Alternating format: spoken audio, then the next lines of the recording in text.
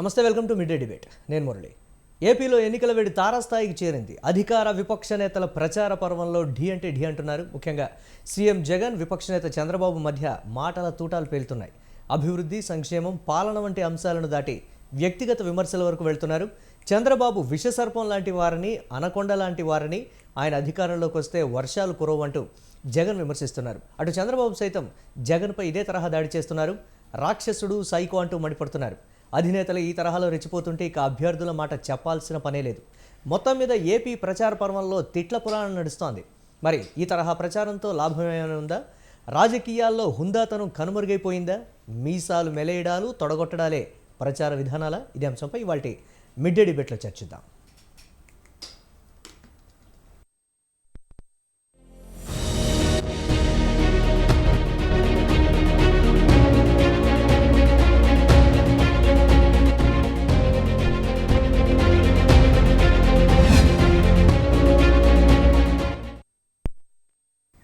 మొత్తం మీద ఆంధ్రప్రదేశ్లో ప్రచారం తీరులో అభ్యర్థులు ఏ విధంగా ప్రవర్తిస్తున్నారో తెలియదు, కానీ అధినేతలు మాత్రం అభ్యర్థులకు ఈ విధంగానే మాట్లాడాలి, ఈ విధంగానే ప్రవర్తించాలి అనే విధంగా దిశానిర్దేశం చేస్తున్నారు అనేటువంటి వాదన అయితే రాష్ట్ర వ్యాప్తంగా ప్రజల నుంచి అయితే ముఖ్యంగా వ్యక్తమవుతుంది. గతంలో ప్రచారానికి వెళ్ళినప్పుడు రాజకీయ పరమైనటువంటి విమర్శలే తప్ప ఎక్కడా కూడా వ్యక్తిగత విమర్శలు కావచ్చు, లేకపోతే కుటుంబ సభ్యులకు సంబంధించి కావచ్చు, ఎక్కడా కూడా మాట్లాడేటువంటి పరిస్థితులు లేవు. విలువలు లేని రాజకీయ వ్యవస్థలో ఇటువంటి పరిస్థితులు ఎదుర్కొంటున్నాం. ఒక కొత్త పుంతలు తొక్కుతోంది రాజకీయ ప్రచార పర్వం అనేటువంటి మాట కూడా వినిపిస్తోంది. అసలు ఎందుకు ఇటువంటి పరిస్థితి వచ్చింది? నిజంగా ఇటువంటి తరహాలో ప్రచారం చేస్తే మాత్రమే ఓట్లు రాలుతాయా? ప్రజల్లో సింపతి వర్కౌట్ అవుతుందా? లేకపోతే పార్టీలను ప్రజలు ఆదరించేటువంటి పరిస్థితి ఉందా? ప్రజల మైండ్ సెట్ ఏమైనా మారిందా? ఇదే అంశానికి సంబంధించి ఇవాళ మిడ్ డే డిబేట్లో చర్చిద్దాం.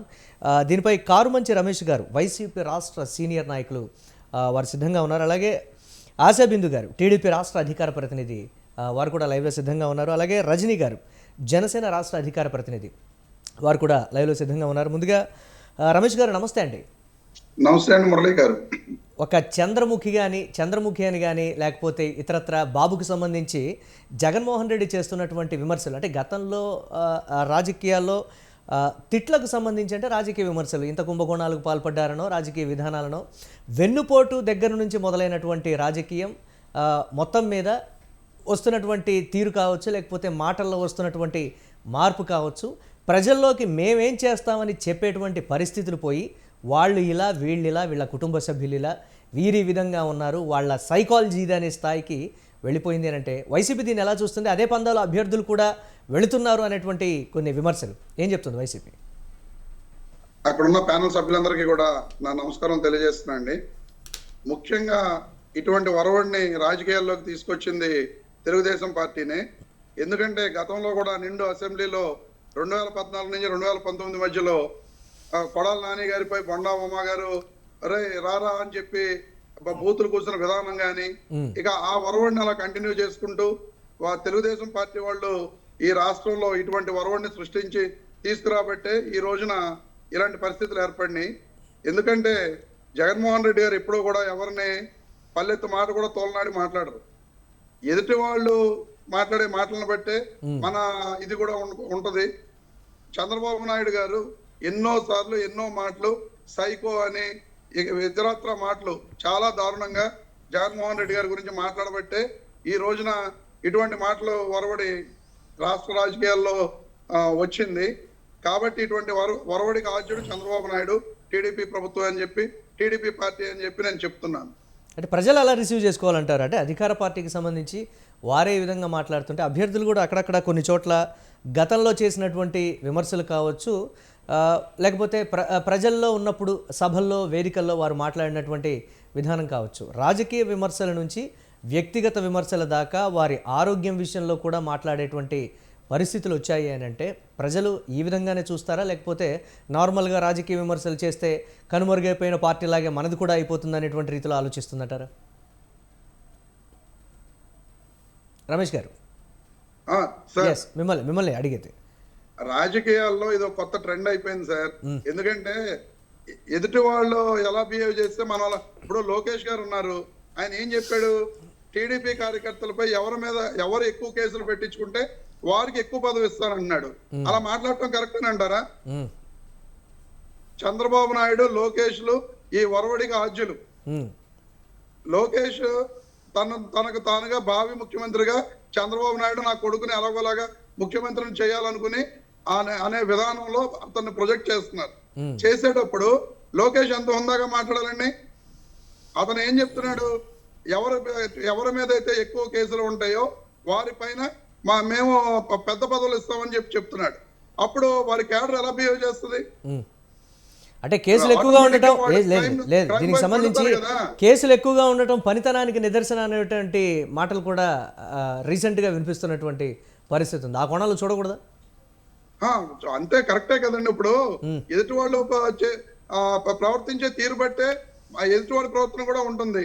ఎందుకంటే లోకేష్ గాని చంద్రబాబు నాయుడు గారు గాని వాళ్ళ ఓటమి భయంతో వాళ్ళు ఓడిపోతున్నారు, అది వాళ్ళకి తెలుసు. ఆ ఫ్రస్ట్రేషన్ లో వాళ్ళు ఏం మాట్లాడుతున్నారో వాళ్ళకే తెలియట్లేదు, వాళ్ళు ఇష్టం వచ్చినట్టు మాట్లాడుతున్నారు. రైట్, చూద్దాం అదే స్థాయిలో ఉంటుందా, లేకపోతే ఓటర్లను ఆకట్టుకోవడం కోసం ఇటువంటి తరహా మాటలు మాట్లాడుతున్నారు అనేది కూడా చూద్దాం. ఇక ఆశాబిందు గారు ఉన్నారు.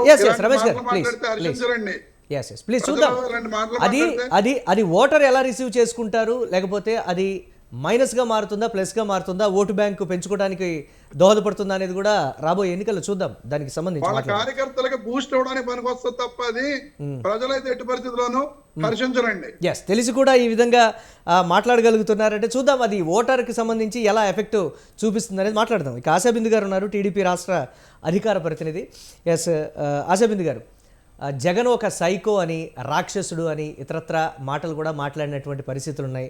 అదే స్థాయిలో అధికార పార్టీ నుంచి కూడా వస్తున్నటువంటి విమర్శలు. రాజకీయాల్లో గతంలో ఎప్పుడు కూడా టీడీపీ నుంచి, అంటే గత ఎన్నికల్లో అంటే టీడీపీ ఉన్నప్పటి నుంచి కూడా, మొదలైనప్పటి నుంచి కూడా లేనటువంటి కొత్త తరహా విమర్శలు ఈ 2024 అసెంబ్లీ ఎన్నికలకు సంబంధించి టీడీపీ అనుసరిస్తోంది. కొత్త పదాలు కావచ్చు, లేకపోతే ప్రజల్లోకి ఈ విధంగా వెళితే మాత్రమే అధికార పార్టీ వైఫల్యాల్ని ఎండగట్టగలం అనేటువంటి తీరును కూడా టీడీపీ ప్రదర్శిస్తుంది అనేటువంటి ఒక విమర్శ. ఏం చెప్తారు మీరు? నమస్కారం అండి, ప్యానెల్లో పాల్గొన్న సభ్యులకి మీకు కూడా థ్యాంక్ యూ. ముని గారు, మీరు ఏదైతే చెప్పారో టీడీపీ 40 ఏళ్ల ప్రస్థానంలో ఎప్పుడూ ఇటువంటి భాష చూడలేదు. మొట్టమొదటిసారి 2024లోనే ఇటువంటి ఏదైతే ఇప్పుడు మీరు ఏ టాపిక్ అయితే తీసుకున్నారో ఇది మొట్టమొదటిసారి చూస్తున్నామని మీరే చెప్పినందుకు చాలా థ్యాంక్స్. నెంబర్ 2, రమేష్ గారు ఏదైతే చెప్తున్నారో తెలుగుదేశం పార్టీ వాళ్ళ వల్లే వస్తుంది అన్నదానికి సమాధానం కూడా మీరే చెప్పేశారు.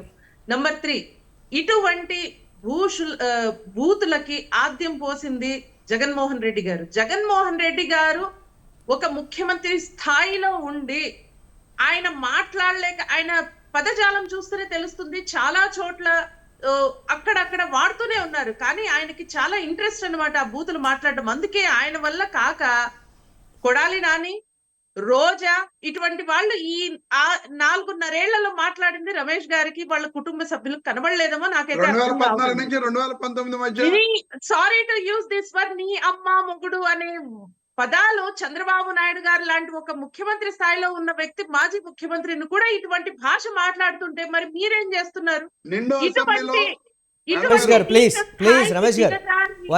రాజకీయాల్ని కూడా స్థాయికి దిగజార్చిన ఘనత ఏదైనా మూట కట్టుకున్నారంటే జగన్మోహన్ రెడ్డి గారు ఈ ఒక్క విషయంలో ఘనత అయితే సాధించేశారండి.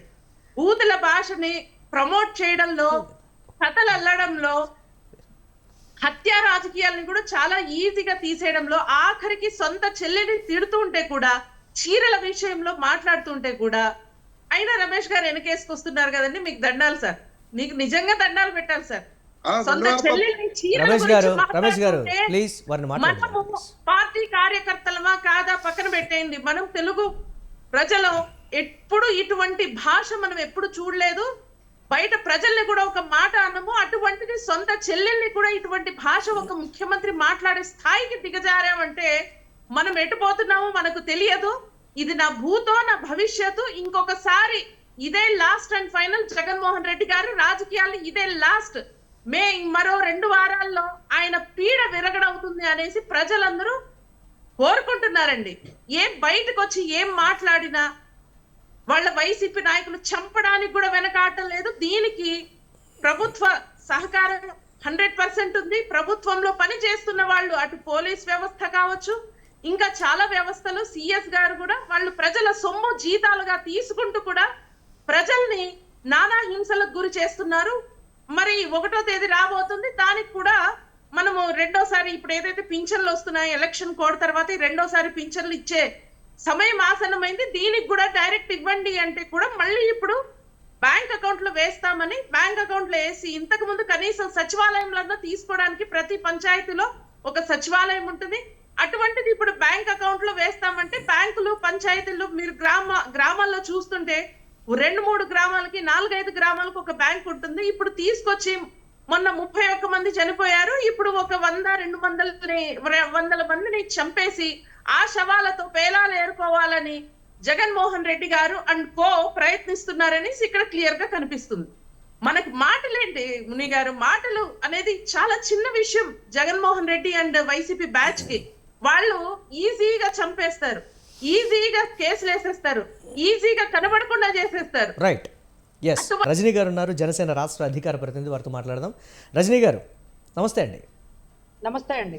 పవన్ కళ్యాణ్ గారు ఒక సందర్భంలో చెప్పారు, రాజకీయాల్లో నేను ఎదుర్కొన్నంత వ్యక్తిగత విమర్శలు కానీ, నన్ను విమర్శించినట్లుగా నన్ను తిట్టినట్లుగా ఏ రాజకీయ నేతను కూడా తిట్టి ఉండరు అనేటువంటి మాట వారు ఆవేదనతో చెప్పినటువంటి పరిస్థితి ఉంది. రీసెంట్గా అంటే ఇటువంటి వ్యక్తిగత విమర్శలు నా నుంచే మొదలయ్యాయి, ఎందుకు ఇటువంటి పోకడాన్ని కూడా చాలా వరకు బాధపడ్డటువంటి పరిస్థితి. కానీ రాజకీయంగా విమర్శించడంలో జనసేన అధినేత పవన్ కళ్యాణ్ ఒక అగ్రెసివ్నెస్ని ప్రదర్శించడం, లేకపోతే ఇతరత్ర క్యాడర్ని కూడా కొంచెం కంట్రోల్డ్గా ఉండమని చెప్పడం కూడా ఒక ఇంత డిఫరెంట్గా అనిపిస్తున్నటువంటి పరిస్థితి ఉంది అనేటువంటి మాట కూడా చెప్తోంది. జనసేన ఈ పరిస్థితికి సంబంధించి ఏం చెప్తుంది?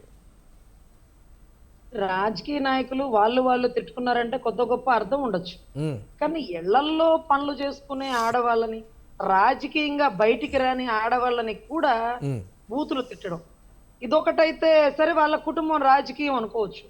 ప్యానెల్లో కూర్చున్న మాలాంటి ఆడవాళ్ళని కూడా కింద కామెంట్ బాక్స్ లో బూతులు ప్రస్తావిస్తుంది. రాజకీయంలోకి ఆడవాళ్ళు వద్దురా బాబో ఇలాగే ఉంటది, ఆడవాళ్ళు వీధుల్లోకి వస్తే ఇలా అల్లరి చేస్తారు అని కొంతమంది ఆగిపోయారు. మేము ఒక అడుగు ముందుకేసి వీధుల్లోకి వచ్చి రాజకీయం దాకా వచ్చి సరే ఏదైనా పోస్ట్ తీసుకుందామంటే వద్దొద్దులే అబ్బాయి, ఈ రాజకీయాల రొచ్చు చూస్తూ ఉన్నాం కదా, అంటూ చీదరబడుతుంది అను మా లాంటి వాళ్ళు పదవులు ఇస్తానన్నా వద్దు సార్ అంటూ వెనక్కి తగ్గుతున్న దౌర్భాగ్య పరిస్థితిలో ఉన్నాం సార్. ఈ రోజు కొడాలి నాని గారు ఒక టీవీ ఇంటర్వ్యూలో చెప్పారు, ఆ యాంకర్ అడిగారు, ఏంటి సార్ మీరు వెళ్ళిన చోటల్లా నీ అమ్మ మొగుడు అంటారు, అది ఎంతవరకు తప్పచ్చు అంటే, అది మీ హస్బెండ్ అనొచ్చు కదా, లేకపోతే మీ భర్త అనొచ్చు కదండి, అదేంటది నీ అంటే తప్పులేదు, అమ్మ అంటే తప్పులేదు, మొగుడు అంటే తప్పులేదు, 3 కలిపితే తప్పొచ్చిందా అన్నటువంటి మహోన్నత వ్యక్తి. ఇకపోతే 2019 ఎలక్షన్లో చంద్రబాబు గారు ఓడిపోయారు పాపం, what ever it may be. అరే ఆయన మాట్లాడాడు అందుకే మేము కంటిన్యూ చేస్తున్నాం అన్నటువంటి వైసీపీ కార్యకర్తల, వైసీపీ లీడర్ల ఒక వ్యక్తి ఓడిపోయాడు, దానికి కారణం బూతులే అని మీరు అంటున్నారు. మరి అదే బూతుల్ని మీరు పెంచి పోషించడం ఏంటి సార్? సార్ ఇంకొకటి, అసలు మాలాంటి రాష్ట్ర అధికార ప్రతినిధో జిల్లా అధికార ప్రతినిధో ఏదో చిన్న పోస్టులు ఇచ్చి మమ్మల్ని మాట్లాడమంటారు, కానీ శ్రీరెడ్డి గారికి ఏ పోస్ట్ ఉందండి, పంచి ప్రభాకర్ గారికి ఏ పోస్ట్ ఉందండి? ఆ దేశం నుంచి మమ్మల్ని బూతులు తిట్టడానికి వాళ్ళు ఎవరండి? ప్రభుత్వ సలహాదారులా అండి? మాకు అర్థం కాని పరిస్థితి అండి. అసలు ఈ రాజకీయంలో అసెంబ్లీ సాక్షిగా ఒక ముఖ్యమంత్రి గారి కూతురు, ఇంకొక ముఖ్యమంత్రి గారి భార్య ఏ రోజు బయటకు వచ్చి కనీసం ఒక ఎమ్మెల్సీ, ఎమ్మెల్యే ఏ చిన్న పదవులు కూడా అధిరోహించకుండా తన భర్త తనకు అప్పచెప్పిన బాధ్యత, నువ్వు వ్యాపారం చేయగలగాలి, ఆడబిడ్డలు అందరూ ముందుకు రావాలంటూ, నాకు ఏమీ చేత కాదు నా చేతికి వ్యాపారం అందించాడు అంటూ వ్యాపారం చేసుకుంటున్న ఆ గృహిణిని బయటకు తీసుకొచ్చి అసెంబ్లీ సాక్షిగా అవమానపరిస్తే జగన్ గారు ప్రత్యర్థి ఎవరైనా కానీ ఆ మాట తప్పు మీరు మాట్లాడడం అని ఖండించకపోగా వల్లభనేని వంశీ గారే క్షమాపణ చెప్పిన పరిస్థితి వచ్చిందండి. అతను మాట్లాడింది తప్పని తనంతడు తానే తెలుసుకున్నాడేమో కానీ ఈరోజు ముఖ్యమంత్రి ఖండించాల. పార్టీ ఆఫీస్ ధ్వంసం చేస్తే అది ఎంతవరకు కరెక్ట్? మాటల యుద్ధం మాటలతోనే ఉండాలి కానీ చేతలేంటి? సెంట్రల్లో ఆఫీసు అసలు కెమెరాల ముందు పగల కొట్టడం ఏంటి అంటే దాన్ని కూడా గౌరవ్ జగన్మోహన్ రెడ్డి గారు ఖండించకపోగా మా అభిమానులకి బీపీ వచ్చిందండి, అందుకే ఏపీ షేక్ అయిందండి. ఇదేమన్నా బాలకృష్ణ సినిమాలో త్రివిక్రమ్ డైలాగులు అండి, లేకపోతే బోయపాటి గారి డైలాగ్? ఎస్ రజనీ గారు,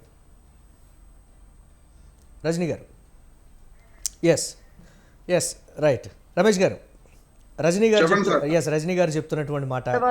ఎస్ ప్లీజ్ రజనీ గారు వినిపిస్తుందని ఆడియో. పవన్ కళ్యాణ్ గారి విడిపోయి రజనీ గారు ఒక వ్యక్తిని చేసుకుని ఒక బిడ్డని కన్నా ఆమెను కూడా ఎందుకురా వీధిలోకి లాగుతారు? నన్ను అడగండి, నాతో మాట్లాడండి, అంతేకాని ఇదంతా ఏంటి అంటున్న పరిస్థితి అండి. చెప్పండి సార్ క్వశ్చన్. ఎస్ మీ ఆడియో కట్ అవుతుంది, జస్ట్ ఒకసారి చెక్ చేసుకోండి. ఎస్ మాట్లాడదాం మళ్ళీ దీనికి సంబంధించి.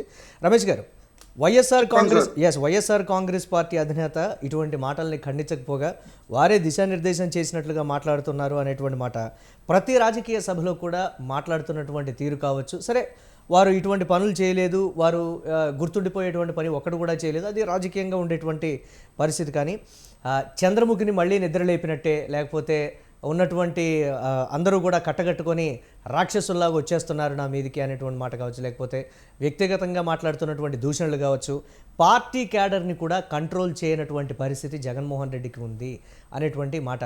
వారు నేరుగా మాట్లాడకపోయినా కానీ క్యాడర్ మాట్లాడుతున్నప్పుడు ఎందుకు ఖండించట్లేదు, కావాలనే వెనకుండి నడిపిస్తున్నారా అనేటువంటి విమర్శలు కూడా జనసేన నుంచి వస్తున్నటువంటి పరిస్థితి. దీని ఎలా ఇప్పుడు రజనీ గారు చెప్పారు, శ్రీరెడ్డి గారు, పంచి ప్రభాకర్ గారు వాళ్ళు ఇలా మాట్లాడుతున్నారని చెప్పి, వాళ్ళని మాట్లాడమని చెప్పి జగన్మోహన్ రెడ్డి గారు చెప్తారండి?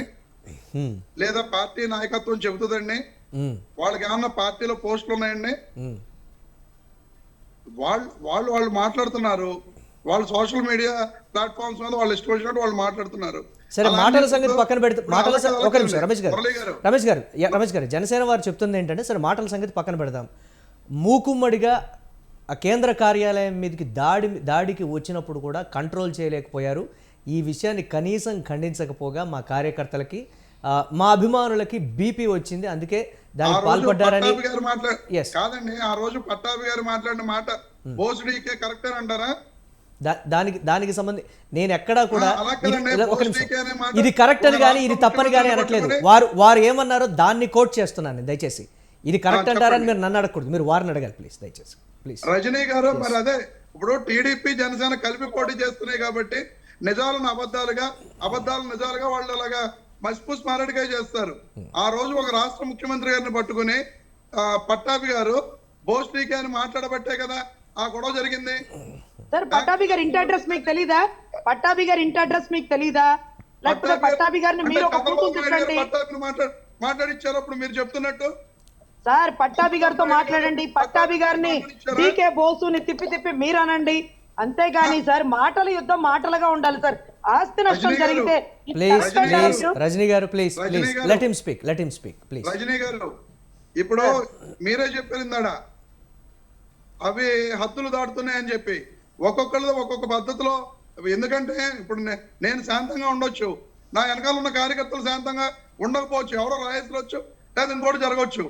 అది అక్కడ ఆ రోజున స్పాంటేనియస్ గా జరిగిన వ్యవహారం, అంతేగాని జగన్మోహన్ రెడ్డి గారు లేకపోతే పార్టీ దానివల్ల మీ పార్టీకి చెడ్డ పేరు వస్తుంది కదా అని సార్. సహృదయుడైన జగన్మోహన్ రెడ్డి గారికి చెడ్డ పేరు తెప్పిస్తున్నారు వీళ్ళు. జగన్మోహన్ రెడ్డి గారికి చెడ్డ పేరు తెప్పిస్తున్నారు అనేది మీరు చెప్తారు, కానీ వాస్తవంగా బోస్డీకే అని చెప్పిన పట్టాభిని అని మాట్లాడిన పట్టాభిని చంద్రబాబు నాయుడు గారు ఖండించారా? ఖండించలేదు కదా. అయ్యో, ఆయన అసలు ఎవరిని మాట్లాడినివ్వరు సార్. అలా మాట్లాడేటట్టయితే ఆ ప్యానెల్లో కూర్చున్న ఆవిడతో సహా గట్టిగా మాట్లాడేస్తారు. ఎవరిని మాట్లాడడానికి ఊరుకోరు ఆయన. స్టేజ్ మీదే తప్పు తమ్ముళ్ళు, మీరు అలా మాట్లాడకూడదు, వ్యక్తిగత విషయాల్లోకి వెళ్ళకూడదు అనే చెప్తారు. వ్యక్తిగత విషయాలు ఆయన చెప్పినప్పుడు డైరెక్ట్ గా ఒక స్టేట్మెంట్ పట్టాభి ఇలా మాట్లాడటం తప్పు అని ఎందుకు ఇవ్వలేదండి చంద్రబాబు నాయుడు గారు? సరే, అందుకని మీకు కోపం వచ్చిందంటారా? అందుకని కోపం లేదు. రజనీ గారు ఒక నిమిషం, రజనీ గారు ప్లీజ్. పట్టాభి గారు మాట్లాడిన వెంటనే ఆ గొడవ జరిగింది. ఎందుకంటే అతను ఒక రాష్ట్ర ముఖ్యమంత్రిని, మా అభిమాన నాయకుడు జగన్మోహన్ రెడ్డి గారిని పట్టుకుని ఆ మాట అన్నాడు అతను. అది అదే చంద్రబాబు నాయుడు. రజనీ గారు బిందు గారు ప్లీజ్. కాదండి, రజనీ గారు బిందు గారు ప్లీజ్ ఒకసారి రమేష్ గారిని కంప్లీట్ చేయండి ప్లీజ్. పట్టాభి గారు మా తప్పు అని చెప్పుంటే ఈ రోజు నీ గొడవలు ఉండే కాదు కదా. చంద్రబాబు నాయుడు గారు అలా చెప్పరండి. రమేష్ గారు ఇప్పుడు మీరు ఏదైతే అంటున్నారో ప్రతి చిన్నదానికి కాని దానికి కూడా మీరు పోలీసు కేసులు పెడుతున్నారు కదా. పట్టాభి గారిని తీసుకెళ్లారు కదా, పట్టాభి గారిని అరెస్ట్ చేశారు కదా. అది ప్రాసెస్ అనేది ఒకటి, అదే సార్ ప్రాసెస్ అనేది ఒకటి ఏడ్చింది ఆంధ్ర రాష్ట్రంలో. కరెక్టే కదా? అలాగే మరి TDP అదే చెప్తున్నా. మరి ఇదే- రమేష్ గారు, ఇదే రమేష్ గారు, జగన్మోహన్ please. రెడ్డి గారు, రమేష్ గారు, కొడాలి please. నాని, రమేష్ గారు, రమేష్ గారు, రమేష్ గారు, ప్లీజ్ రమేష్ గారు ఒక్క నిమిషం. చర్చించుకుందాం మనం. వారిని మాట్లాడివ్వండి, బిందు గారిని, బిందు గారిని మాట్లాడివ్వాలి ప్లీజ్. రమేష్ గారు ప్లీజ్, 2 minutes. అనిల్ కుమార్ యాదవ్ ఇంకా చాలా మంది ఉన్నారు. ఇంకా మీరు పేటిఎం బ్యాచ్ అనాలో మరి ఏమనాలో తెలుసా వాళ్ళైతే ఇంకా ఘోరమైన రమేష్ గారు, రమేష్ గారు, రమేష్ గారు, అయ్యన్న పాత్రుడు లాంటి వాళ్ళు, రమేష్ గారు ప్లీజ్ బిందు గారిని మాట్లాడివ్వాలి. అదే సార్, అయ్యన్న ఒక్క పాత్రుడు ఏం నిమిషం క్లారిటీ మాట్లాడుతున్నాడండి? ఇస్తా దానికి. నేను క్లారిటీ ఇస్తా దానికి. నేను రమేష్ మాట్లాడిన గారు, నేను తర్వాత క్లారిటీ ఇస్తా. నేను కాసేపు మాట్లాడిన ఓపిక తర్వాత పట్టండి. మీరు కాసేపు నేను ఓపిక మాట్లాడిన పట్టండి. తర్వాత మీరు మాట్లాడండి. నేను అదే చెప్తా. మీరు దాని గురించి అడుగుతున్నారు కాబట్టి నేను చెప్తున్నా. నేను చెప్తున్నాను మేడం గారు, నేను చెప్పిన తర్వాత చెప్పండి. చెప్పండి, కంటిన్యూ. ఎస్ ప్లీజ్ రమేష్ గారు, మీరు ఒక 1 minute లో కంక్లూడ్ చేయండి. ఎంత ఎస్ ప్లీజ్. చండాలంగా మాట్లాడతాడండి. నెంబర్ 1. చంద్రబాబు ఓకే, నాయుడు గారు ప్రోత్సహించబట్టే కదా. నేను అదే చెప్తున్నా. ఎక్కడో దానికే సమాధానం వస్తున్నాం సార్. మా నల్లజర్ల సభకు వచ్చి పుట్టినరోజు ఎన్టీ రామారావు గారి పుట్టినరోజు, ఆ పుట్టినరోజుకు వచ్చి అతను జగన్మోహన్ రెడ్డి గారిని బండ బూతులు కూసాడు. అతను ఇక్కడ సంయమనం పాటించబట్టి ఇక్కడి నుంచి అతను కదిలాడు. ఆ తర్వాత కేసు పెట్టడం జరిగింది. అదే మేము రెచ్చిపోయి ఉంటే ఇక్కడి నుంచి అతను కదులుతాడా? అంటే మీరు రెచ్చిపోవట్లేదా సార్? రెచ్చిపోతనే రెచ్చిపోవట్లేదండి. ఎన్ని అలా చోట్ల బిందు గారు, రెచ్చిపోతనే మీరు బిందు గారు, మా టీడీపీ పార్టీ ఆఫీస్ మీద దాడి జరిగింది. అదే అంతమంది చెప్తున్నా. ఎంతమంది అరెస్ట్ చేశారు? అందరూ ఎంతమంది అరెస్ట్ ఒకేలాగా చేశారు? ఉండరు. అందరు మనస్తత్వాలు ఒకేలాగా ఉండవు. ఇప్పుడు మా నల్లజర్లలో మా నేను అదే సార్. నాయకుడు, ప్లీజ్ మా బిందు గారు, ఊరు బిందు గారు, రమేష్ గారిని, బిందు గారు ఎవరో ఒకళ్ళు ప్లీజ్ దయచేసి, ఎవరో ఒకళ్ళు ప్లీజ్ దయచేసి రమేష్ గారైనా మాట్లాడండి, బిందు గారైనా మాట్లాడండి ప్లీజ్, బోత్ ఆఫ్ యూ. నేను ఇప్పుడు నేను క్లారిటీ మాట్లాడుతున్నాను ఇస్తాను. ఒక్కసారండి. ఎస్ బిందు గారు ప్లీజ్, రమేష్ గారిని ఒక 1 minute లో వారు కంక్లూజన్ ఇస్తారు, మీరు దయచేసి మాట్లాడతారు ప్లీజ్. రైట్. అందరి మనస్తత్వాలు ఒకేలాగా ఉండవండి. కొంతమంది స్పీడ్ గా ఉంటారు, కొంతమంది సంయమనంతో ఉంటారు. మా నల్లజర్లలో చింతకాల అయ్యన్న పాత్రుడు గారు వచ్చి జగన్మోహన్ రెడ్డి గారిని బండ బూతులు, మనం మాట్లాడలేని భాషలో బండ బూతులు తిట్టాడు. ఆయన తిడితే మరి ఆ రోజులో మేము కొట్టొచ్చు, అక్కడికి వెళ్ళి ఓ 100 మందిలో 200 మందిలో వేసుకుని వెళ్ళి ఆయన కొట్టొచ్చు. కానీ మేము అలా చేయలేదు. ఎందుకంటే మేము సంయమనంతో ఉన్నాం. అలా కొంతమంది సంయమనంతో ఉండలేకపోవచ్చు. వాళ్ళకున్న స్పీడ్ లో వాళ్ళు ఆ రోజున టీడీపీ పార్టీ ఆఫీస్ మీద ఇన్సిడెంట్ జరిగింది. వాళ్ళ మీద కేసులు కట్టడం కూడా జరిగింది. ఎంతమందిని అరెస్ట్ చేశారు సార్? ఎంతమందిని అరెస్ట్ చేశారు? 7 years లోపు శిక్ష పడే, ఎంతమందిని అరెస్ట్ చేశారండి? అదే చెప్తున్నాను మేడం గారు, 7 years లోపు శిక్ష పడే ఏ కేసు అయినా స్టేషన్ బెయిల్ వస్తుంది. అలా స్టేషన్ బెయిల్ ఇచ్చారు. అక్కడేం మర్డర్లు ఏం జరిగిపోలేదు కదా. నేను అదే చెప్తున్నా. ఎస్ ప్లీజ్ రమేష్ గారు, ప్లీజ్ బిందు గారిని మాట్లాడేవాళ్ళు ప్లీజ్, సైలెంట్ ప్లీజ్, ప్లీజ్ బిందు గారు ప్లీజ్. ఎస్ కంటిన్యూ చేయండి. నాకు క్లారిటీ ఉంది. Yes. ఇప్పుడైతే ఈ బూతుల భాష అనేది జగన్మోహన్ రెడ్డి గారు ఎప్పుడైతే అధికారంలోకి వచ్చారో అప్పటి నుంచి మొదలైంది. దానికి బూతుల ముందే ఉందండి. భాష, రమేష్ గారు, పావడం, రమేష్ గారు, కొట్టడం, బిందు గారిని లేదా మాట్లాడనివ్వండి చంపడం. Please please please. ఎస్ అదే సార్, బూతుల భాష మాట్లాడడం, లేకపోతే కొట్టడం, లేకపోతే ఫైనల్ గా చంపడం, వినకపోతే ఇటువంటిది కామన్ అయిపోయింది. మీరు చూస్తే కొంతమంది వైసీపీ నాయకులు ఎవరైతే ఇప్పుడు తెలుగుదేశం పార్టీలో జాయిన్ అయ్యారో వాళ్ళు ఏమంటున్నారు? కొంతమంది మమ్మల్ని బాగా చంద్రబాబు నాయుడు గారిని బాగా తిడితేనే మీకు సీట్లు ఇస్తాను, మీరు తిట్టట్లేదు కాబట్టి నేను మీకు ఇవ్వటం లేదు అనేసి జగన్మోహన్ రెడ్డి గారు క్లియర్ గా చెప్పారు. అంటే ఇప్పుడు ఇక్కడ ఏం సమాధానం చెప్పుకుంటారు? ఇంకొకటి నెంబర్ 2, రోజారెడ్డి గారు ఎటువంటి భాష వాడుతున్నారు? ఈయన ఏమంటున్నారు? మేము మాట్లాడుతున్నాం కాబట్టి మీరు వస్తున్నారు, సమయం పాటించారంటే మేము ఎందుకు మాట్లాడాల్సి వచ్చింది తెలుసా? చాలా ఏళ్ళు, ఆల్మోస్ట్ ఒక 2 years సైలెంట్ ఉన్నాం. లాస్ట్ 2.5 years నుంచే మీరు ఎవరైతే వైసీపీ నాయకులు, ఎమ్మెల్యేలు, ఒక శాసన సభ్యులు అయ్యుండి మాట్లాడలేని భాష కొడాలి నాని గారు, రోజారెడ్డి గారు ఎటువంటి భాష మాట్లాడారంటే అంత వినకూడని భాష కూడా మాట్లాడారు. ఆ భాషని కూడా వాళ్ళని ఎవరు మళ్ళీ దానికి మేము రిటర్న్ గా సమాధానం చెప్తున్నా కూడా వాళ్ళు వినలేకపోతున్నారు, వినటం లేదు. దానికి రిటర్న్ లో వాళ్ళకంటే ఇంకా బాగా గట్టిగా ఆన్సర్ ఇస్తే గానీ వాళ్ళ కన్నీళ్లు రాలేదండి. ఇన్నేళ్లలో మొట్టమొదటిసారి రోజా గారు బాధపడిన సందర్భం ఏదైనా ఉంది అంటే ఆవిడకి తగ్గట్టుగా సమాధానం బండారు సత్యనారాయణ గారు ఇచ్చారు కాబట్టే ఆవిడ ఏడ్చారు. అప్పుడు గాని తగ్గలేదు, ఇంకా పూర్తిగా తగ్గలేదండి, తగ్గారు, కొద్దిగా తగ్గారు. అంటే వాళ్ళ భాషలో వాళ్ళకి సమాధానం చెప్తే గానీ వైసీపీ నాయకులకు తెలియటం లేదు. మేము బూతులు మాట్లాడుతున్నాం, మేము కొట్టేస్తున్నాం నరికేస్తున్నాం అన్న విషయం ఇంకా తెలియట్లేదండి వాళ్ళకి. చాలా అది ఈ పిల్లలకు కూడా ఎలా అయిపోయిందంటే కామన్ అయిపోయింది. రాష్ట్ర భాషగా మార్చేశారు ఈ బూతుల భాషని. ఎలా తీసుకొచ్చారో తెలియదు కానీ రాజకీయాల్లో దాన్ని సర్వనాశనం చేసేశారు. ఎంతో ఉన్నతమైన స్థానాల్లో కూర్చున్న ముఖ్యమంత్రులు, మంత్రులు, ఎమ్మెల్యేలు, ఎమ్మెల్సీలు కూడా రౌడీల్లా బిహేవ్ చేస్తూ బూతులు మాట్లాడుతూ దాన్ని ఒక ఉన్నత స్థానాన్ని కూడా ఒక పతాక స్థాయికి తీసుకొచ్చిన ఘనత జగన్మోహన్ రెడ్డి అండ్ టీం అండి. ఎప్పుడు ఇంకా మనం మర్చిపోలేం ఇటువంటి వాళ్ళని. ఎక్కడ అనంతపురం నుంచి శ్రీకాకుళం వరకు ఏ ఎమ్మెల్యే, వైసీపీ ఎమ్మెల్యే కానివ్వండి, మంత్రులు కానివ్వండి, వాళ్ళు ఎలా బిహేవ్ చేస్తున్నారు, ఎలా మాట్లాడుతున్నారు అనేది ప్రతి ఒక్కరికి, చివరి వ్యక్తికి కూడా, ప్రజల్లోని ప్రతి చివరి వ్యక్తికి కూడా తెలుసు. కాబట్టి ఇప్పుడు ఏం మాట్లాడినా మేము తెలుగుదేశం పార్టీకి ఓటేస్తున్నామన్నా కూడా వీళ్ళు వదిలే స్థితికి లేరు ఇక్కడ. కాబట్టి సైలెంట్ గా ఓటే ఆయుధం అండి. మీ మాటలు పడిపోవాలి అంటే ఖచ్చితంగా ఓటు ద్వారా సమాధానం చెప్పడానికి ప్రజలు రెడీగా ఉన్నారు. మీరు నిన్న రిలీజ్ చేసిన మేనిఫెస్టో చూస్తే మీరు ఏదైతే సంక్షేమ పథకాలు, అబద్ధాలు చెప్పడంలో దిట్ట ఎవరంటే జగన్మోహన్ రెడ్డి గారు. సంక్షేమ పథకాలు ఆపేస్తారు చంద్రబాబు నాయుడు గారు అనేసి ప్రతి అడుగడుక్కి ఇవే చెప్తున్నారు, లేదా ఆయన మీద బూతులు తిడుతున్నారు. రమేష్ గారు ప్లీజ్. రైట్ బిందు గారు. ఎస్ బిందు గారు. ఓకే, ఇప్పటి వరకు రాజకీయ విమర్శలు, వ్యక్తిగత విమర్శలకు ఏ విధంగా దారితీసే, దీన్ని ఓటర్ ఏ విధంగా చూస్తాడనే దానికి సంబంధించి చూసాం. ఇక రాబోయే రోజుల్లో పాలనకు సంబంధించి కావచ్చు, ప్రచార తీరు ఏ విధంగా ఉండబోతుంది అనేది ఆ పార్టీల నేతలను అడిగి తెలుసుకుందాం. రైట్ రజనీ గారు, ముఖ్యంగా పవన్ కళ్యాణ్ చెప్పినటువంటి ఒక మాట, మేము ప్రతి ఎకరాకి నీరు ఇవ్వటం కానీ, నిరుద్యోగులకు ఉద్యోగాలు ఇవ్వటం కానీ, మీలో ఉన్నటువంటి స్కిల్స్ని ఏ విధంగా వెలికి తీసి మీ భవిష్యత్తుకు బంగారు బాట వేద్దామనేటువంటి ఒక ఉద్దేశంతో మాత్రమే నేను వస్తున్నాననేటువంటి మాట అయితే క్లియర్ కట్గా చెప్తున్నారు. కానీ కూటమిలో ఉన్నప్పుడు ముఖ్యమంత్రిగా చంద్రబాబు ఒకవేళ ఉంటే ఇటువంటి డిమాండ్స్ కావచ్చు, ఇతరత్రా కావచ్చు, అన్నీ కూడా పవన్ కళ్యాణ్ అనుకున్నటువంటి విధానాలన్నీ కూడా ఆచరణ సాధ్యం అవుతాయా అనేటువంటి రాష్ట్ర బడ్జెట్కి సంబంధించి కావచ్చు, ఇతరత్ర అన్నిటితో ముడిపడేటువంటి పరిస్థితి ఉంటుంది కదా. మరి దీన్ని ఏమైనా మేనిఫెస్టోలో పెడతారా అనేటువంటి ఒక డౌట్ కూడా ఉన్నటువంటి పరిస్థితి ఉంది ప్రజలకి. దీనికి సంబంధించి ఏం చెప్తుంది జనసేన? సార్, ముఖ్యంగా ఆయన మేనిఫెస్టోలో రూపొందించినవన్నీ చంద్రబాబు గారితో కూర్చొని, మోడీ గారితో కూర్చొని డిస్కస్ చేసి పెట్టినది.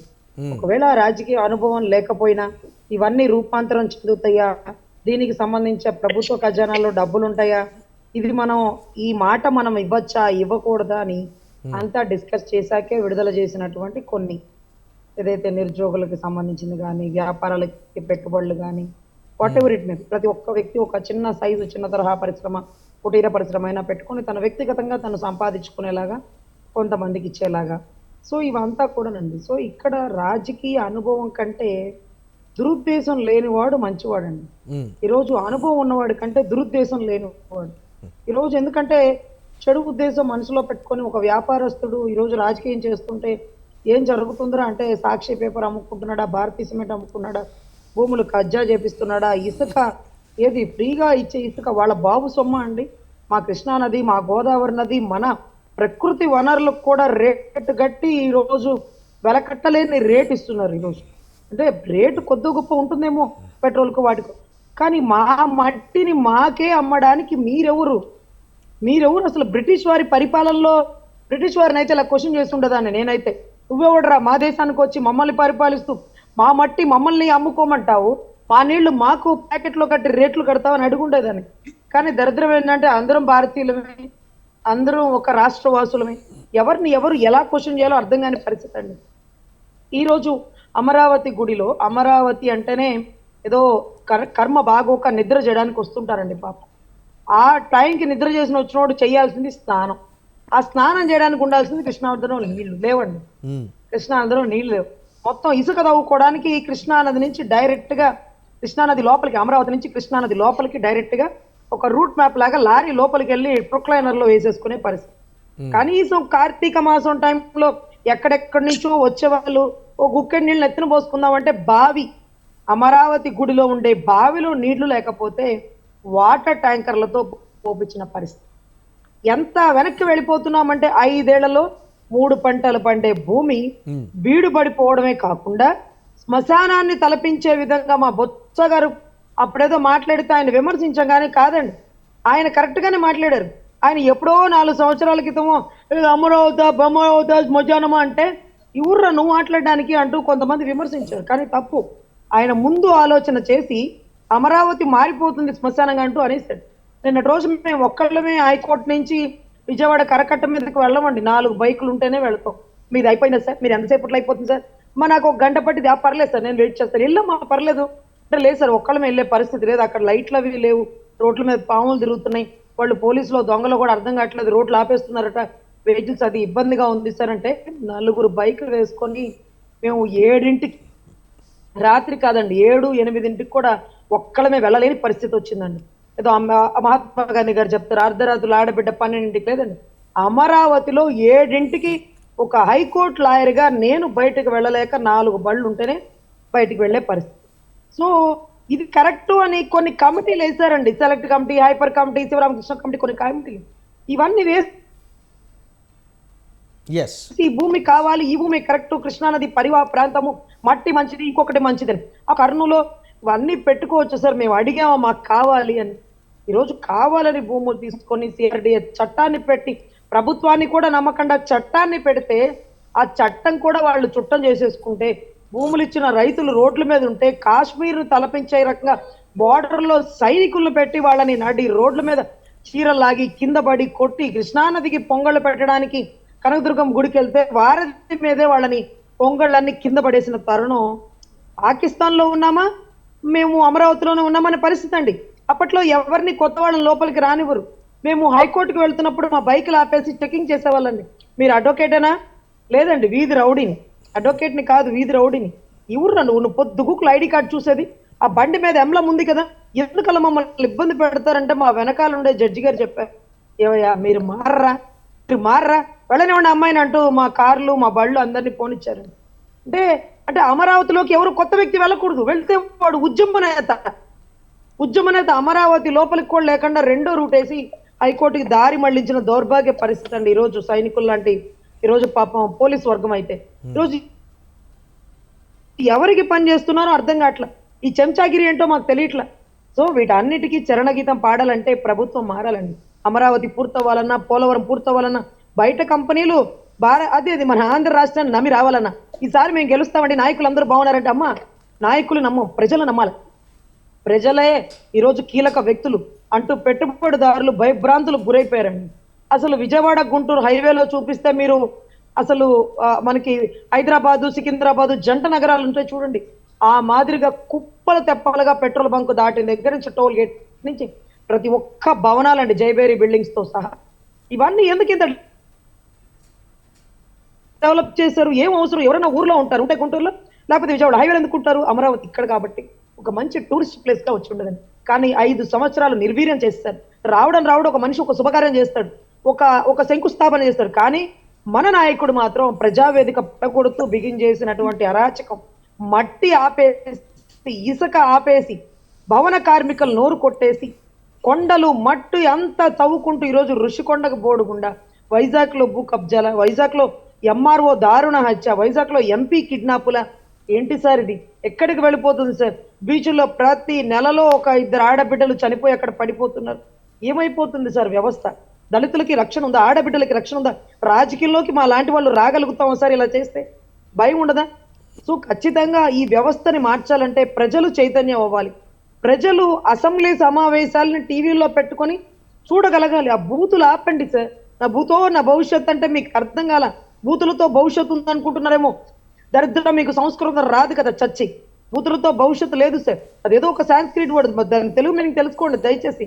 బూతులతో భవిష్యత్తాన్ని నిర్మిస్తున్నటువంటి శ్రీరెడ్డి గారో పంచప్రభాకర్ లాంటి వాళ్ళకి ఎందుకు ఖండించట్లే? సొంత చెల్లి పసుపు చీర కట్టుకుంది, అతనికి నీకేంటి సంబంధం అంటే వాళ్ళ తల్లి గారు కూడా పసుపు చీర కట్టుకొని ఏదైతే పాపం రాజశేఖర రెడ్డి గారి శ్మశాన వాటికి దగ్గరికి వచ్చారు. మరి ఆమెనేమంటారు? ఎందుకు సార్ ఇలా దిగజారుడు మాటలు? కుటుంబ సభ్యులతో సహా 10 మంది నీ చెల్లినంటే నీ గొప్పతనమా? అరే అన్న అంటే చెల్లికి రక్షణ కల్పించేవాడనే తండ్రి కన్నాడు. తండ్రి కని దేనికి నేను ఎక్కువ కాలం ఉండలేను, ఆడబిడ్డలకి రక్షణ కల్పించాను. గారు చేసిన అభివృద్ధి కావచ్చు, లేకపోతే విమర్శించినటువంటి మాటలు నిజంగా వైఎస్ఆర్ కాంగ్రెస్ పార్టీ వల్ల మీరు లబ్ధి పొంది ఉంటేనే ఓటు వేయండి అనేటువంటి మాటలా, లేకపోతే మీరు చెప్పినటువంటి ప్రతి అంశానికి సంబంధించి ఓటరు పరిగణలోకి దేన్ని తీసుకుంటాడు, అది ఏ విధంగా ప్రభావితం చేస్తారు అనే దానికి సంబంధించి కూడా మరికొన్ని రోజుల్లో తీర్పు రానుంది. మాట్లాడదాం దీనికి సంబంధించి. ఎస్ రమేష్ గారు, 2,70,000 కోట్ల పైచిలకు మేము డీబీటీ ద్వారా నేరుగా ప్రజలకి లబ్ధి చేకూర్చామనేటువంటి మాట అయితే చెప్తున్నారు. కానీ నిరుద్యోగ శాతం పెరిగింది, లేకపోతే ఇండస్ట్రీస్ కావచ్చు, లేకపోతే ఇతరత్ర అభివృద్ధికి సంబంధించి కావచ్చు, ఎక్కడా కూడా అధికార పార్టీ మేము రాబోయే రోజుల్లో పెన్షన్కి సంబంధించి క్రమబద్ధీకరిస్తాం, ఈ స్థాయిలోనే పెంచుతాం అనేటువంటి మాట చెప్తున్నారు తప్ప ఉద్యోగ ఉపాధి అవకాశాలకు సంబంధించి కావచ్చు, విద్యా వైద్యానికి సంబంధించి కావచ్చు, మేము ఈ విధమైనటువంటి ముందు చూపుతో ముందుకు వెళ్తున్నాం అనేటువంటి దానికి సంబంధించి అధికార పార్టీ ఎక్కడా కూడా క్లారిటీ ఇవ్వట్లేదు అనేటువంటి కొన్ని విమర్శిస్తున్నటువంటి వారికి ఏం చెప్తారు మీరు? ఇప్పుడే రజనీ గారు కొన్ని మాటలు చెప్పడం జరిగింది అమరావతి గురించి కానీ ఇవి కానీ. వాళ్ళ నాయకుడు 2019 ఎలక్షన్ లో అమరావతి గురించి ఎటువంటి కామెంట్స్ చేశారో ఒకసారి రజనీ గారు కూడా గుర్తు చేసుకోవాలి. అమరావతి అనేది చంద్రబాబు బినామీల భూమి అని చెప్పి పవన్ కళ్యాణ్ గారు కామెంట్ చేయడం జరిగింది. అలాగే ఆ అమరావతి చంద్రబాబు గారు కావాలని చెప్పి అక్కడ వాళ్ళ కుల రాజధానిగా చేసుకున్నాడని చెప్పి కూడా పవన్ కళ్యాణ్ గారు చెప్పడం జరిగింది. ఈ రోజు మళ్ళా టీడీపీ తోటి జతకట్టారు కాబట్టి మేడం గారు అమరావతి, పోలవరం ఇలాంటి వాళ్ళకి సపోర్టివ్ గా మాట్లాడుతున్నారు.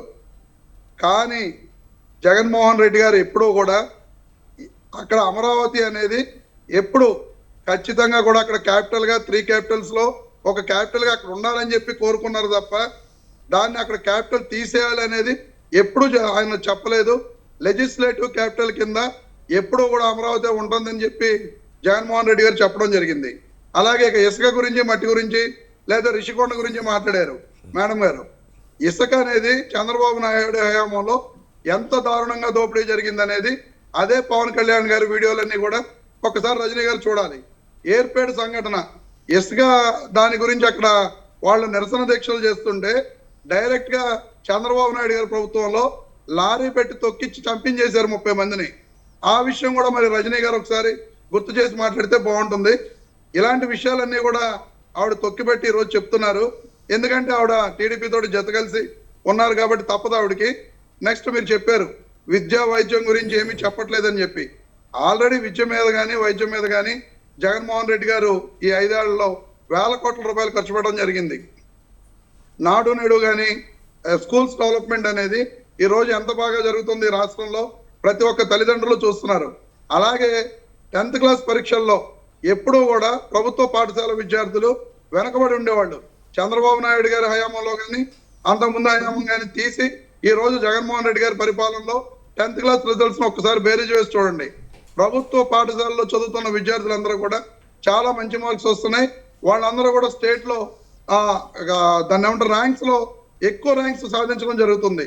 ఈ విధంగా విద్యలో జగన్మోహన్ రెడ్డి గారు ప్రవేశపెట్టిన డెవలప్మెంటల్ యాక్టివిటీస్ కారణంగా ఇక్కడ విద్య అనేది ఆంధ్రప్రదేశ్ ప్రభుత్వంలో చాలా ముందుకు డెవలప్ చేయడం జరిగింది. అలాగే వైద్యం ఇందాక బిందు మేడం గారు గత 2 సంవత్సరాల్లో ఫస్ట్ 2 సంవత్సరాలు అంత మేము పట్టించుకోలేదు, తర్వాత 2.5 సంవత్సరాల్లో మేము కూడా మీరు ఎలా అంటే అలా మాట్లాడుతున్నాం అంటున్నారు. ఫస్ట్ 2 సంవత్సరాలు కరోనా వచ్చింది మేడం గారు, అప్పుడు ఎవరో కూడా అంత రాజకీయ యాక్టివిటీస్ లో లేరు. ఆ తర్వాత మీరు మొదలు పెట్టిన తర్వాతే మేము మొదలు పెట్టడం జరిగింది. ఎందుకంటే మీ పట్టాభి గారు మాట్లాడిన మాటలు కానీ, చంద్రగారు అయ్యన పాత్రుడు గారు మాట్లాడిన మాటలు కానీ, దేవినేని ఉమా గారు మాట్లాడిన మాటలు కానీ ఎంత జుగుప్సాకరంగా ఉన్నాయో అందరికీ తెలుసు. ఖచ్చితంగా ఇప్పుడు మన మురళి గారు అడిగారు విద్యా వైద్యం గురించి. జగన్మోహన్ రెడ్డి గారు ఏమండి, జగన్మోహన్ రెడ్డి గారు ఈ రాష్ట్రంలో కొత్తగా 17 మెడికల్ కాలేజీలు ప్రారంభించబోతున్నారు. ప్లస్ 17 మెడికల్ కాలేజీలు కొత్తగా కడుతున్నారు. అవి ఎవరి కోసం కడుతున్నారండి? డెవలప్మెంట్ కోసమే కదా. వైద్యం ఇంకా ముందుకు వెళ్ళాలనే కదా. నిరుద్యోగం పరిశ్రమలకు సంబంధించి ఏంటి రమేష్ గారు, దీనికి సంబంధించి ఒక క్లారిటీ. పరిశ్రమల విషయంలో ఆల్రెడీ జగన్మోహన్ రెడ్డి గారి 5 ఏళ్ల ప్రభుత్వ పరిపాలనలో 130 పరిశ్రమలు జగన్మోహన్ రెడ్డి గారు వచ్చిన తర్వాత ఇక్కడ ప్రారంభించడం జరిగింది. సుమారు 62,000 కోట్ల రూపాయలతోటి ఏ స్థాయిలో నిరుద్యోగాన్ని రూపుమాపడం జరిగింది, ఏ స్థాయిలో ఉద్యోగ కల్పన అక్కడ క్రియేట్ అయింది, ఎంతమంది ఇతర రాష్ట్రాలకు ఎంతమంది ఇతర రాష్ట్రాలకు వలస వెళ్ళడం ఆగిపోయింది అనే దానికి డేటాకి సంబంధించి కూడా ప్రభుత్వం దగ్గర ఉంటుంది కదా, దానికి సంబంధించి ఏమైనా చెప్పగలరా? మురళి గారు అసలు ఉద్యోగాలు ఇవ్వనట్టుగా టీడీపీ వారు కానీ ఎన్డీఏ కూటమి కానీ చెప్తుంది. ఎస్ సచివాలయ ఉద్యోగాలు ఇవాళ 2,30,000 ఉద్యోగాలు. అవన్నీ కొత్తగా జగన్మోహన్ రెడ్డి గారు వచ్చిన తర్వాత ఇచ్చిన ఉద్యోగాలే కదండి. అవన్నీ ఇక్కడ వాలంటీర్స్ కదండి. ఇక్కడ వాలంటీర్స్ ఒక నిమిషం బిందు గారు డిఎస్సి నోటిఫికేషన్ వద్దా? బిందు గారు లెట్ హిమ్ స్పీక్ ప్లీజ్. బిందు గారు చర్చిద్దాం ప్లీజ్, క్రాస్ టాక్ చేయండి. బిందు గారు ప్లీజ్ టీడీపీ రాష్ట్ర అధికార ప్రతినిధి బిందు గారు ప్లీజ్ లెట్ హిమ్ స్పీక్. వారిని మాట్లాడండి వాళ్ళు దయచేసి. బిందు గారు ప్లీజ్ దయచేసి చర్చించుకుందాం. క్రాస్ టాక్ దయచేసి చేయొద్దు. ఎవ్వరికి ఏది అర్థం కానటువంటి పరిస్థితి. టీడీపీ వారు ఏం చేయబోతున్నారో క్లియర్గా చెప్తున్నారు. మేము ఏం చేసామని అధికార పార్టీ చెప్తుంది. కూటమితో సంబంధించి మేము రాష్ట్రానికి ఏం చేయబోతున్నామో జనసేన కూడా చెప్తుంది. ఒక క్లారిటీగా వెళ్తున్నటువంటి పరిస్థితి. ప్లీజ్ దయచేసి క్రాస్ టాక్ చేయొద్దు. ప్లీజ్ రమేష్ గారు కంక్లూడ్ చేయండి. ఖచ్చితంగా జగన్మోహన్ రెడ్డి గారు వచ్చిన తర్వాత సచివాలయం ఉద్యోగస్తుల్ని 2,30,000 ఉద్యోగాలు తీయడం జరిగిందండి. అవన్నీ కూడా కొత్తగా ఇచ్చిన ఉద్యోగాలే కదండి. అసలు ఉద్యోగాలే తీయనట్టు, అన్ఎంప్లాయ్మెంట్ ఈ రాష్ట్రంలో పెంచేసినట్టు జగన్మోహన్ రెడ్డి గారు ఎవరికి ఒక ఉద్యోగం కూడా వీళ్ళు చెప్పట్లేదండి. నేను వైద్య ఆరోగ్య శాఖలో 48,635 ఉద్యోగాలు ఇవ్వడం జరిగిందండి. ఇందాక మీరు వాలంటీర్ వ్యవస్థను కూడా కలిపినటువంటి పరిస్థితి ఉంది. అది వాలంటీర్ వ్యవస్థ అనేది ఉద్యోగ వ్యవస్థ కిందకి వస్తుందా, లేకపోతే వారు స్వయంగా వచ్చి సేవ చేయడానికి సిద్ధమై వచ్చినటువంటి దాని కింద చూడాలి? దాని ఉద్యోగం కింద ప్రభుత్వం పరిగణిస్తుంది. నేను వాలంటీర్ల గురించి అసలు చెప్పలేదు మురళి గారు. ఎస్ సచివాలయం ఎంప్లాయీస్ ని ఉద్యోగాలు ఇచ్చింది జగన్మోహన్ రెడ్డి గారి ప్రభుత్వం. ఆ 2,30,000 ఉద్యోగాలు కూడా జగన్మోహన్ రెడ్డి గారి ప్రభుత్వంలో జగన్మోహన్ రెడ్డి గారు ఇవ్వడమే జరిగింది. అవి గవర్నమెంట్ ఉద్యోగాలు. అలాగే వైద్య ఆరోగ్య శాఖలో 48,635 ఉద్యోగాలు ఇచ్చారు. చంద్రబాబు నాయుడు 14 ఏళ్ల హయాంలో ఎప్పుడూ కూడా 48,000 ఉద్యోగాలు ఇచ్చిన పాపాన పోలేదండి. మేము ఈ ఒక్క 5 ఏళ్లలోనే 48,000 ఉద్యోగాలు ఇచ్చాం. కావాలని చెక్ చేసుకోమనండి. ఆశా బిందు గారిని కానీ రజనీ గారిని కానీ నేను చెప్పిన ఫిగర్ తప్పు అయితే చెక్ చేయమనండి. Yes right. బిందు గారు 2014 ఒక నిమిషం. బిందు గారు 2014 ఒక నిమిషం. బిందు గారు ఎస్ రజనీ గారు ఒక నిమిషం. బిందు గారితో మనం మాట్లాడదాం. రజనీ గారు ప్లీజ్ 1 minute లో కంక్లూడ్ చేయండి ప్లీజ్. సార్ ఇక్కడ ఎందుకు చెప్తున్నానంటే సార్, ఇక్కడ ముఖ్యమంత్రి ఆరోగ్య కేంద్రం కింద కొంతమంది ఉద్యోగస్తులను తీసుకున్నారు సార్. కరోనా టైంలో వాడుకున్నారు సార్. అది చంద్రబాబు గారి టైంలో వాళ్ళని ఉద్యోగార్హతను బట్టి అపాయింట్ చేసినటువంటి పోస్టులు. కరోనా టైంలో వాడుకొని అయిపోయిన తర్వాత సడన్ గా ఈ ఉద్యోగాలన్నీ తీసేస్తే దగ్గర 2,000 పైచిలకు మంది ముఖ్యమంత్రి ఆరోగ్య కేంద్ర పని వీళ్ళందరూ మా హైకోర్టుని ఆశ్రయించారు సార్. వాళ్ళ ఉద్యోగాలు మొత్తం ఏకదం తీశారు. ఇవి కాకుండా జీజీహెచ్ అండి, గుంటూరు గవర్నమెంట్ హాస్పిటలే కాకుండా రాష్ట్రంలో ఉన్న అన్ని జిల్లాల గవర్నమెంట్ హాస్పిటల్లో ఉద్యోగస్తుల్ని తీసేయలేదండి. పాపం తీసేయలేదు, తప్పు వాళ్ళ జీతాలు ఆపేశారండి 10 నెలల నుంచి. అప్పుడు నాకు తెలుసో తెలియకో కోర్టులో కేసు వేయాలి, పాపం వాళ్ళందరూ అడిగారు కదా అని నేను కేసు. రజనీ గారు ప్లీజ్. రజనీ గారు ప్లీజ్ వాయిస్ కట్ అవుతుంది.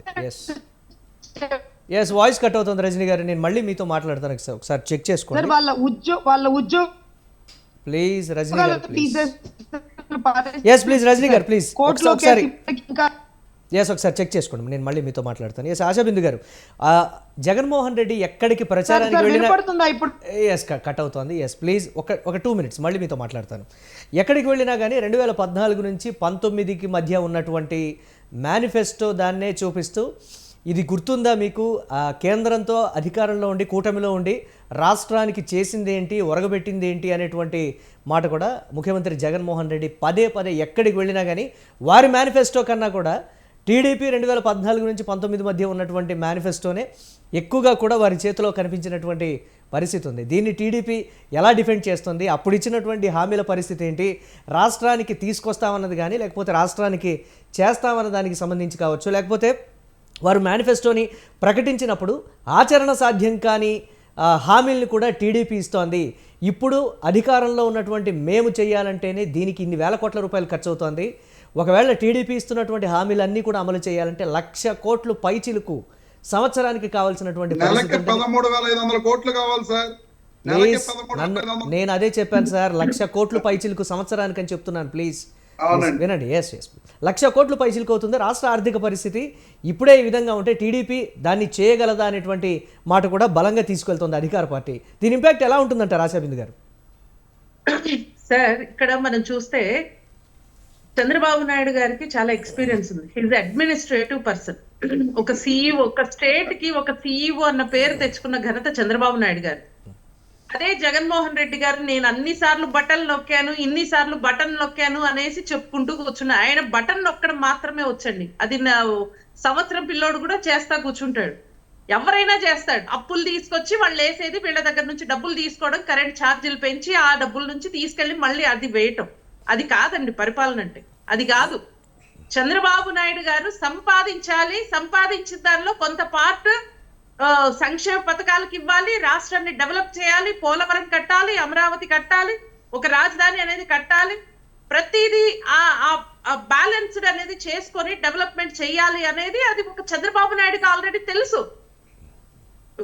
హైదరాబాద్ ఎగ్జాంపుల్, హైదరాబాద్ ని చూస్తున్నాం మనం ఎలా ఉంది ఇప్పుడు. ఆయన చంద్రబాబు నాయుడు గారు అంటే వారు గతంలో కూడా ఒక మాట చెప్పారు బిందు గారు, ఒక ఆసక్తికరమైనటువంటి మాట.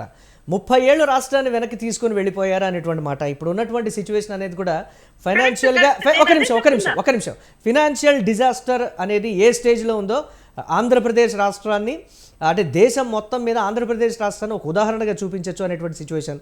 30 ఏళ్ళు ఆల్రెడీ వెనక్కి వెళ్ళిపోయినటువంటి స్టేట్ని మరి రాబోయే 5 ఏళ్లలో ఇమ్మీడియట్గా 30 ఇయర్స్ వారు రివైండ్ చేయగలరా? ఇమ్మీడియట్గా కూడా టాప్, అంటే కంట్రీలో టాప్ 5 కావచ్చు, లేకపోతే టాప్ 1 కావచ్చు, ఆ స్టేజ్లో ఉంచగలరా అనేటువంటి ఒక ప్రశ్న కూడా వైసీపీ సంధిస్తున్నటువంటి సిచ్యువేషన్. కరెక్ట్. ఒక్క జగన్మోహన్ రెడ్డి కాకుండా లేకపోతే ఇంకెవరైనా కాకుండా అక్కడ చంద్రబాబు నాయుడు గారు మాత్రం కూర్చుంటేనే అది అవుతుంది. రమేష్ గారు ప్లీజ్ ఇతర పార్టీ వాళ్ళు అడుగుతున్నారు సంక్షేమ పథకాలు, విద్య, వైద్యం ఏదైతే దాని గురించి చెప్తున్నారు, వీళ్ళు జగన్మోహన్ రెడ్డి గారు కొత్తగా తీసుకురాలేదండి. సంక్షేమ పథకాలు అనేది కొత్తగా తీసుకురాలా. 200 ఉన్న పెన్షన్ 2,000 చేసిన ఘనత చంద్రబాబు నాయుడు గారిది. విదేశీ విద్య ఏదైతే ఉందో చేసిన ఘనత ఈయనది, జగన్మోహన్ రెడ్డి గారిది. మళ్ళీ మేము డబ్బులు కొట్టుకుంటున్నారు మేము అంత చేసామనేసి. ఫైనల్ గా ఒకటి చెప్తానండి, ఆయన మెంటాలిటీ సైకోనా కాదా అని చెప్పడానికి మేము బూతులు తిట్టట్లా. సైకో అనేది ఒక వర్డ్, ఆయన మెంటాలిటీకి ఒక పేరు. అది ప్లీజ్ రమేష్ గారు ప్లీజ్ వారిని మాట్లాడివ్వాలి. 5 రూపాయలకి ఇచ్చే 5 రూపాయలు పెట్టి కూడు తినే దాన్ని ఆ పళ్ళాన్ని తన్నేసిన ఒక ఏకైక ముఖ్యమంత్రి చంద్రబాబు నాయుడు గారు. మేము 5 రూపాయలు పెట్టి 5 రూపాయలకి మేము 3 పూట్ల భోజనం పెడుతూ ఉంటే దాన్ని కూడా కూల్ చేసిన ఘనత చంద్రబాబు నాయుడు గారిది కాదు, జగన్మోహన్ రెడ్డి గారు. తీసుకొచ్చింది అన్న క్యాంటీన్. మీరు తల ఊపినా, మేము నోరి జారినా, మేము తల తీసుకొచ్చింది చంద్రబాబు నాయుడు గారు. ఇదే అన్న క్యాంటీన్ గురించి పెట్టింది జగన్మోహన్ రెడ్డి గారు. మీరు ఇంకేం సంక్షేమ పథకాలు తీసుకొస్తారండి? రమేష్ గారు ప్లీజ్ రైట్. ఆశాబిందు గారు చూద్దాం, నిజంగా సంక్షేమానికా అభివృద్ధికా లేకపోతే రాబోయే తరాల భవిష్యత్తుకు ఆంధ్రప్రదేశ్ ఓటర్లు చూద్దాం. బిందు గారు ప్లీజ్, ఆంధ్రప్రదేశ్ ఓటర్లు రాష్ట్ర భవిష్యత్తుకు సంబంధించి ఒక నిర్ణయం తీసుకుంటారా, లేకపోతే ప్రస్తుతం అందుతున్నటువంటి సంక్షేమ పథకాలకు చేస్తారా, లేకపోతే రాబోయే రోజుల్లో ఇతర రాష్ట్రాలతో పోటీ పడుతూ అభివృద్ధి సాధించాలనేటువంటి ఉద్దేశంతో ఓటు వేస్తాడనేది కూడా చూద్దాం. రజనీ గారి దగ్గర ఒకసారి కంక్లూజన్ తీసుకుందాం. రజనీ గారు ప్లీజ్ కంక్లూడ్ చేయండి 1 minute ప్లీజ్. సార్ ఇక్కడ ఇందాక వైద్య శాఖలో ఉద్యోగాలు ఇచ్చారన్నటువంటి గౌరవ ప్యానెల్లో వ్యక్తికి చెప్తున్నాను సార్, ఆ 2 కేసులు నా దగ్గరే ఉన్నాయి సార్. ముఖ్యమంత్రి ఆరోగ్య కేంద్రం కింద ఇతను రాగానే తొలగించినటువంటి 2,100 మంది.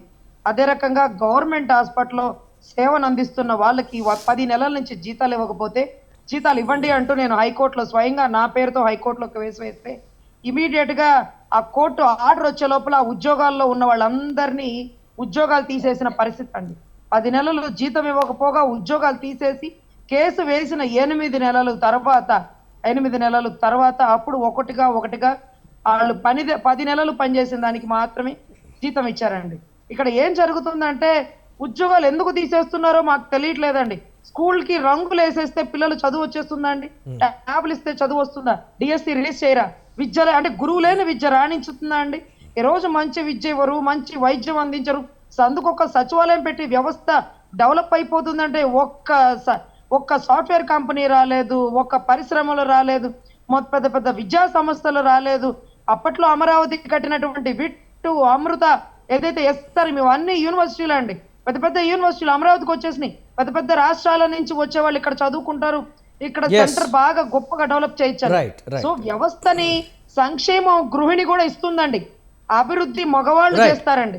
మా ఇళ్లలో అనుకునేది ఈ రోజు అభివృద్ధి చేయలేనటువంటి గౌరవ్ జగన్మోహన్ రెడ్డి అన్ని వర్గాలు రజనీ గారు ప్లీజ్ అన్ని వర్గాలు అభివృద్ధి చెందాలన్నదే మా ఏకైక లక్ష్యం అని పవన్ కళ్యాణ్ కూడా చెప్తున్నటువంటి పరిస్థితి ఉంది. చూద్దాం నిజంగా ప్రస్తుతం అందుతున్నటువంటి సంక్షేమ పథకాలని ప్రజలు దృష్టిలో పెట్టుకుంటారా, లేకపోతే అభివృద్ధే కావాలి, ఉద్యోగం కల్పన అనేది మాకు కావాలి, పరిశ్రమలు కావాలి అనే దానికి సంబంధించి టీడీపీ చెప్తున్నట్లుగా దానికి మొగ్గు చూపుతారా, ఏ విధంగా ఓటరు నాడి ఉంది అనేది మరికొన్ని రోజుల్లో తేలబోతోంది.